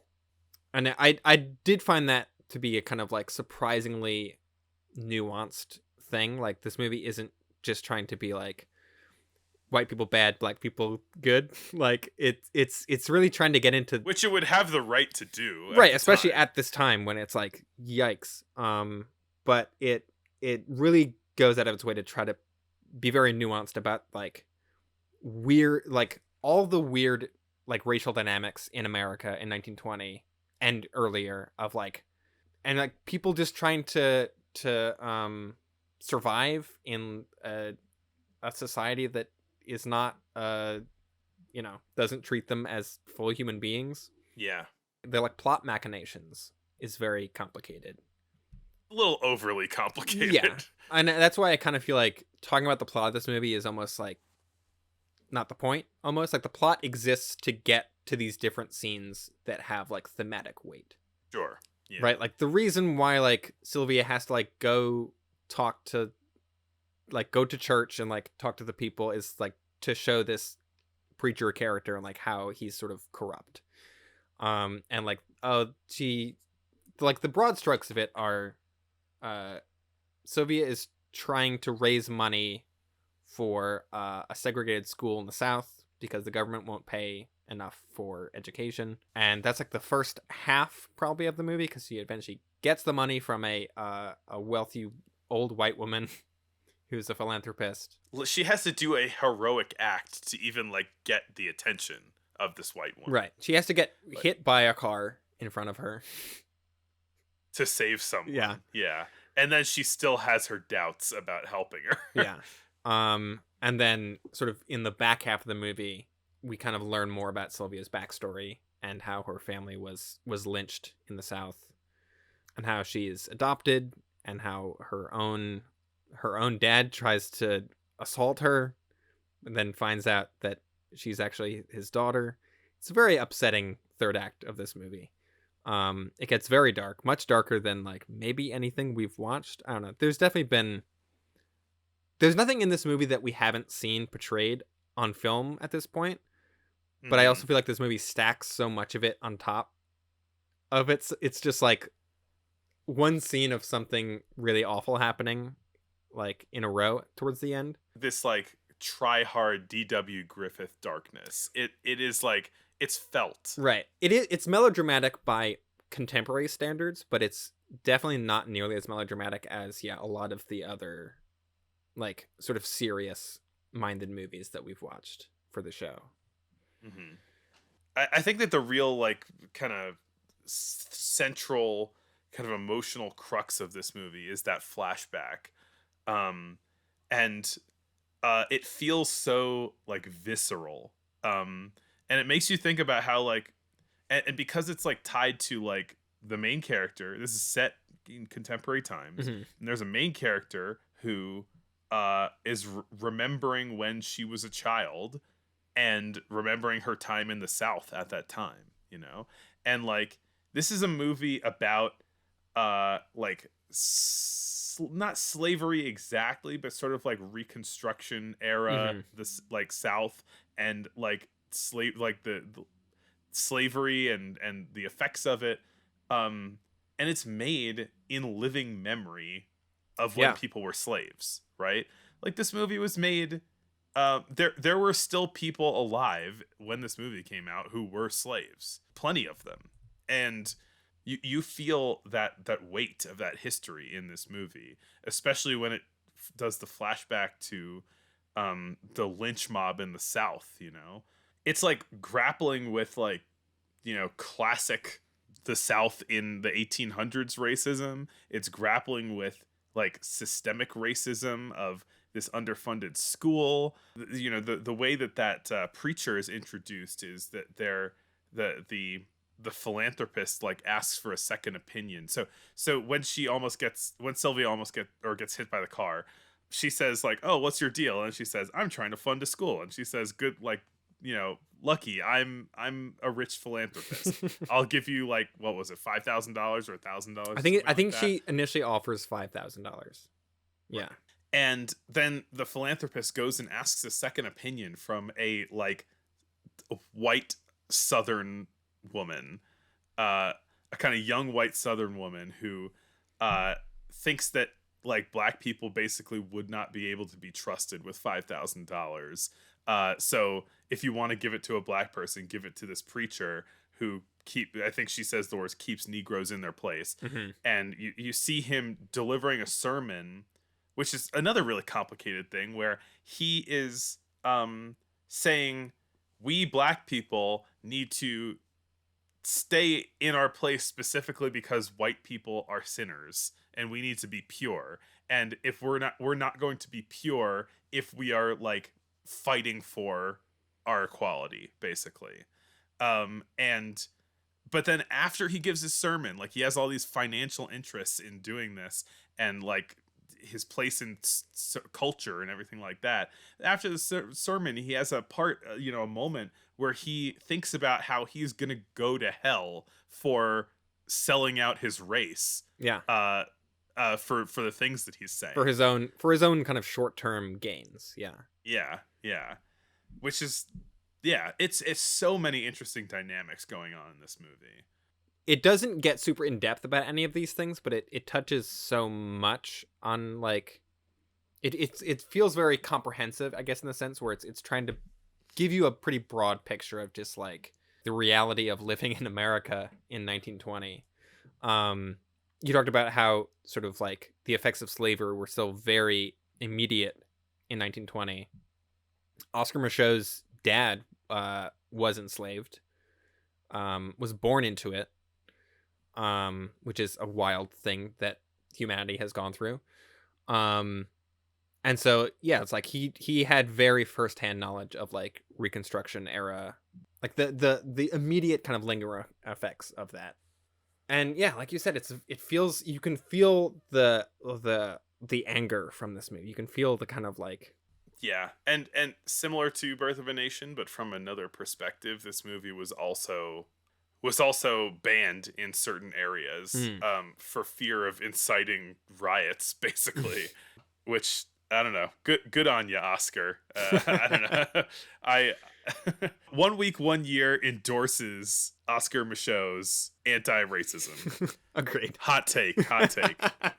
I think it's kind of interesting how both this and Zorro, Mark of Zorro, are American films made in 1920 about oppression, and they take such opposite kind of approaches, where like Zorro is this sort of like light fantastical adventure movie about sort of like triumphing over a like corrupt system, and this movie is about sort of just like trying to live within a corrupt system and how oppressive and awful that is. Yeah. I mean, I will say that Zorro is pretty impressive, I think, in the time, and it's like respect for indigenous people. Yeah. That did stick out to me, of like, this movie is surprisingly like progressive for being so old timey. Yeah. Which is just nice to see. Well, I guess that'll close our gates. And then we have another American movie that is not really about big important subject matter, but is kind of just exemplary of like a little cultural detail. Yeah, I think it's, I don't know, it's basically like, this is like a raunchy rom-com. Yeah. This is The Flapper, starring Olive Thomas. This was not her last film, but she died shortly thereafter at age 25 from accidentally ingesting mercury. That was intended to treat Well, that's debatable. It probably was like cleaning solution. No one really knows what happened, how exactly she accidentally ingested mercury solution, but Olive Thomas accidentally dying is sort of the first of a few sort of like early Hollywood scandals that eventually led to sort of people asking for censorship and leading to the Hays Code, which is the first sort of organized censorship of movies in America. Yeah. She was dating Mary Pickford's younger brother, Jack Pickford, who, you must remember this host, Karina Longworth. Karina Longworth, called the Hunter Biden of the 1920s. The 1920s, which is very funny. Yeah. So it felt like we should at least kind of pay due diligence to the fact that Olive Thomas was like a big star in this time period, and that like she's one of a number of people that are like famous for how they died, which always feels kind of unfair to who they probably were as people. Yeah. And also this movie is called The Flapper. It's released in 1920, so it has a sort of like cultural significance in that way of it's like, yeah, this is what the youth was up to. I mean, it's right at the dawn of flapperism. Right. And I don't know if it has too much to say about flapper culture, honestly. It kind of doesn't. I would not be surprised if this movie wasn't called The Flapper until after it was made. Possibly, yeah. I do think this movie is a very interesting cultural object. It's much more interesting as a sort of cultural object than it is like as a movie. Yeah. because it's basically like a teen comedy. It's like look at the hijinks the youth is getting up to at Yeah. school.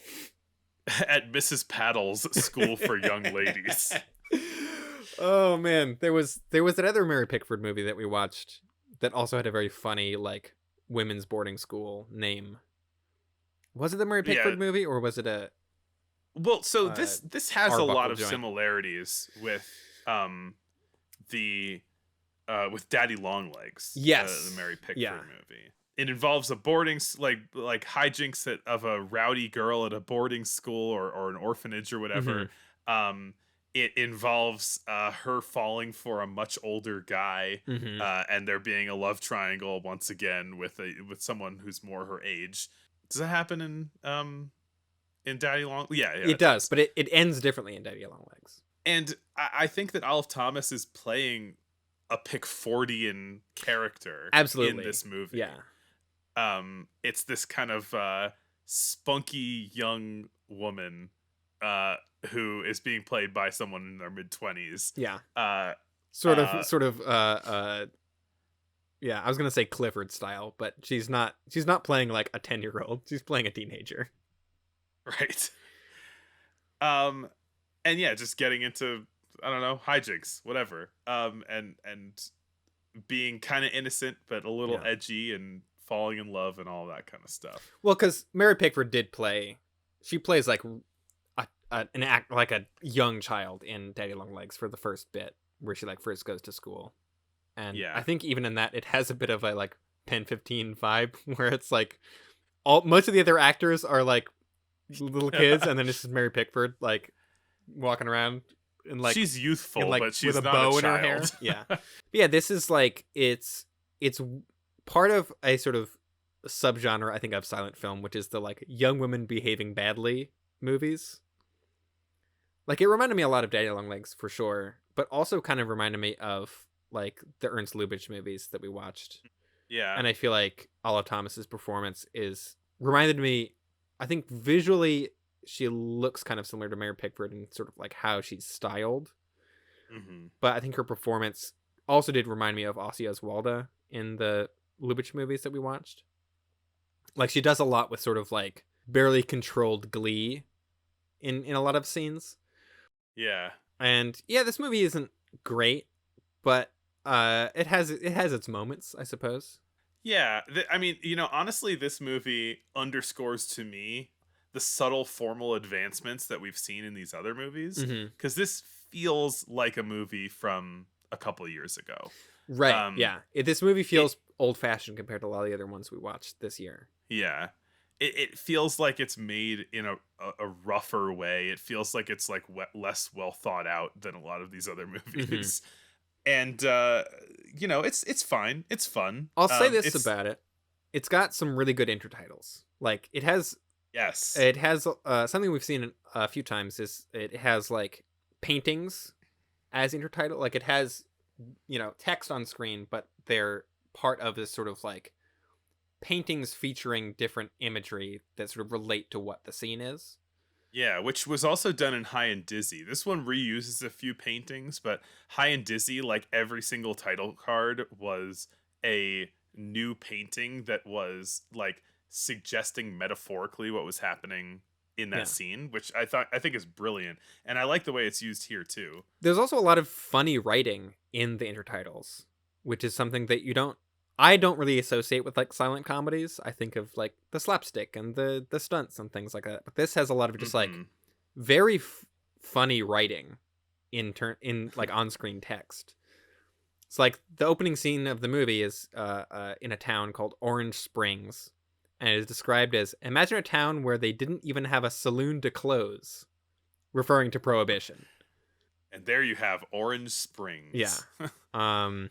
And then once Olive Thomas's character, Ginger King, is sent away to boarding school, there's an intertitle that says, "Limbs of Satan from Old Family Trees." And then we cut to a bunch of legs, like women's legs. They're also, I mean, this is not intentionally funny, but the older man that she falls for, she's kind of like hanging out with all of the all of the other teen girls ogling ogling boys. They're just like, ooh. And there's an intertitle that says their favorite study was the human male. We love anatomy class, baby. So they said their favorite specimen was like a knight on a horse, and quote, they just knew he was notorious or very gay, perhaps an English lord. This made it so romantic. Yeah. So yeah, I mean, That's just funny because it's old-timey and because words mean different things now. yeah. It's like, oh, he's so notorious and gay. There's like a whole plot where like one of her fellow students is like plotting to steal jewels from the school. Which is the only introduction of the flapper elements, is that she kind of falls in with the bad crowd and like hangs out in New York City for a minute and then like puts on some flapper gear. Right. Her like classmates invite her to New York and try to kind of pin the theft of the jewels on her, and so they like leave town and kind of leave her with all the stolen loot. And she, instead of being freaked out by this, was just like, I'm just gonna wear all these jewels and then go back to my hometown and act like I'm rich. There is a great scene when she arrives in New York, and she's on like a double-decker bus, and there's a guy hitting on her, and he goes, "Hello, peaches and cream, whither bound?" You telling me that line didn't work? Yeah, when she gets all dressed up in her kind of jewelry and flapper gear, it's referred to in the intertitles as her vampire outfit, which I think is pretty funny. When she says, "I shall probably become a dope fiend." There is a really funny intertitle thing where towards the end of the movie, when the sort of like all the sort of like secrets are sort of being revealed and everyone's finding out things about each other, and there's the sort of crime couple that has been, you know, in the margins of the story, and they kind of walk in on people discussing their crimes, and they immediately turn around and leave, and the intertitle itself kind of like flips, like optically flips around. Yeah. Which is very fun. They do some fun stuff with intertitles in this movie. In addition to that, and the paintings, there's like a scene where her and her age appropriate boy go skiing off a ramp, and then there is this card that flies from the background. It goes wee. So it animates toward the screen in a way that's like suggesting the motion, which I thought was neat. Yeah, I like that. I thought there was some interesting use of kind of like, I don't know, just like hairstyling. Like in the beginning of the movie, Olive Thomas's character has sort of like very like 1910s style, like Mary Pickford hair, like the long curls. And then as she kind of like gets drawn into the you know the seedier life of being a flapper, she kind of puts her hair up in a sort of like shorter, like more 1920s looking style, and then it returns back again because, like all these women behaving badly movies, they have to kind of return to domesticity at the end. Which is this still a thing today? I mean, true, but I don't know, I just thought that was interesting how it's sort of like her hairstyle changes, like reflecting sort of her character arc, I guess. Yeah. Not much else to say about that one. It's kind of just like a fun-ish, like diverting comedy. It is definitely, I think, like you said, it's a sign of kind of, you can see how almost outmoded it is when it was released. It's sort of like, it feels like a 1910s movie, whereas like I feel like a lot of the other movies that we watched from this year feel distinct from the 1910s stuff that we've watched. Like it feels like they're really trying a lot of new things, whereas this one is like, oh, it's one of these again. Right. Yeah. I guess the one other connection that we could make about this movie is that you know, it's not really clear where cultures come from. You can't really come up with like a super compact and easy way of describing that, but flapper culture is something that like basically only exists in the 1920s. It's like from around the time this movie came out until the stock market crash in 1929. It's like, and like exactly 10 that years. is like the era of like excess and opulence, and at least what I was reading about flappers, really sees it as another response to World War One of these people kind of embracing hedonism and sex and drinking in speakeasies as a response to, you know, the way the world just fell apart a few years earlier. Yeah. It's like, we're all gonna die anyway. We might as well enjoy ourselves. Yeah. Yeah. But yeah, this movie doesn't really talk too much about flappers. I'm interested to see if there is a movie that like involves the culture of flappers a bit more directly. Yeah. But we'll find out. I guess so. Maybe in our next episode, probably not. 1921. So I guess that'll do it. Glenn, do you have a favorite from this year? If we're talking features, probably Caligari. I think that overall just kind of like holds together the best, and it feels really unique. In terms of like what movie I think I genuinely like just enjoyed the most, I think it was High and Dizzy. Like, I really liked High and Dizzy a lot. Yeah. I liked High and Dizzy a lot too. I think that honestly, like, I like Caligari a lot. I think Caligari's awesome, but I found Zorro so infectiously fun. Yeah. I think you could show anybody Mark of Zorro, and they would have a great time watching that movie. Yeah. So and I certainly did. So I'll make Mark of Zorro my favorite. It's a fun one.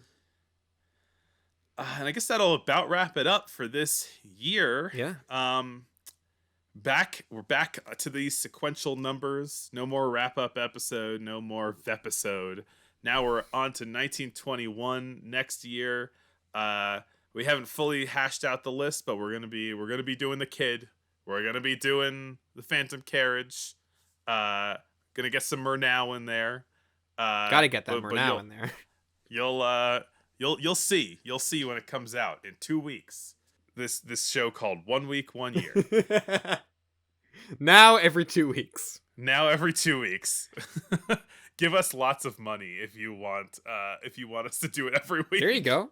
Easy solution. Because we got other things going on in our lives.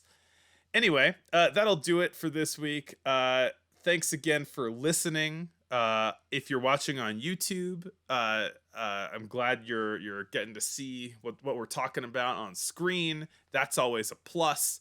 If you want to, this is designed to be able to be listened or watched. So you can always find us on your podcast app of choice. A lot of people like listening to podcasts on Spotify for some reason. People talk to me. They're like, is it on Spotify? I mean, yes, it is. Yeah. And follow us on our Instagram, and I don't know, Twitter is probably not much of a thing anymore, but whatever. It's still a thing. We do have a Twitter. As much as I welcome the imminent end of that website, until that website breaks completely, then we will still post. But yeah, thanks a lot for listening, and Glenn, I'll see you next year. See you next year. Still be 2 days till we say we're sorry.